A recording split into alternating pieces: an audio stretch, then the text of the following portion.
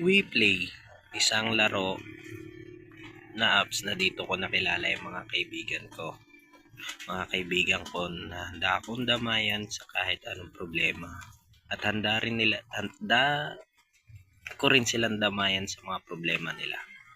At dito ko rin nakilala ang babaeng nagpatibok sa aking puso. At di lang basta dito lang sa WePlay ko siya nakilala. Alam ko, marami akong kasalanan sa'yo. Minsan naiinis ka sa akin. Nagsiselos ako na wala sa lugar. Pero wala, sasabihin ko kaya nagsiselos ako kasi mahal na mahal kita. Hindi lang sa larong ito. Mas gusto ko pang makilala kita ng gusto in personal. At gusto ko ring sabihin sa iyo na will you be my girlfriend? Sana masagot mo.